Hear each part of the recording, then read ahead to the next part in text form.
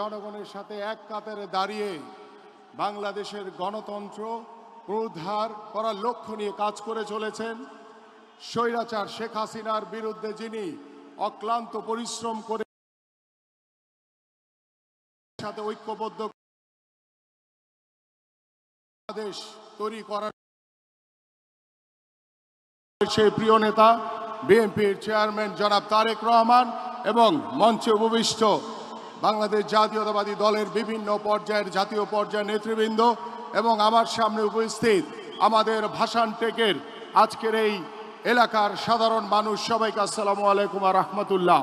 বক্তব্য দিবেন আমাদের মাননীয় চেয়ারম্যান জনাব তারেক রহমান। আমি শুধু সংক্ষেপে বলতে চাই, বাংলাদেশ জাতীয়তাবাদী দল সব সময় বাংলাদেশের জনগণের পক্ষে কথা বলেছে। বাংলাদেশের গণতন্ত্র পুনরুদ্ধারের জন্য বাংলাদেশের সকল সাধারণ মানুষকে ঐক্যবদ্ধ করে কথা বলেছে। আমরা সেই 17 বছর আমরা আন্দোলন করেছি, সংগ্রাম করেছি একটি অবাধ সুষ্ঠু নিরপেক্ষ নির্বাচনের জন্য।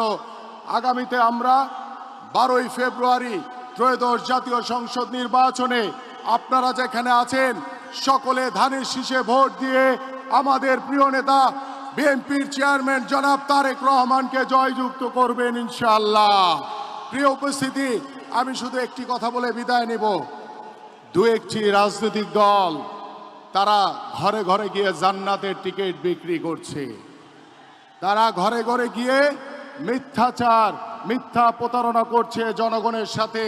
যারা নির্বাচনের আগেই জনগণকে, আমার ধর্মপ্রাণ মুসলমানদের কাছে মিথ্যাচার, মিথ্যা প্রতারণা করছে, তারা নির্বাচনের পরে নির্বাচিত হলে কি করতে পারে তারা আপনারা বুঝে নিন।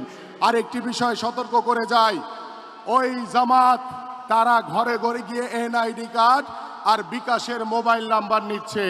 আমি আপনাদের কাছে সতর্ক করি, আপনারা প্রত্যেকটি এলাকার সাধারণ মানুষকে বলবেন, কেউ যদি গিয়ে এনআইডি নাম্বার কিংবা কোনো মোবাইল নাম্বার চায়, কেউ যাতে ওই জামাতের, ওই ষড়যন্ত্রকারীদের, ওই গুপ্ত সংগঠনকে যাতে কেউ না দেয়।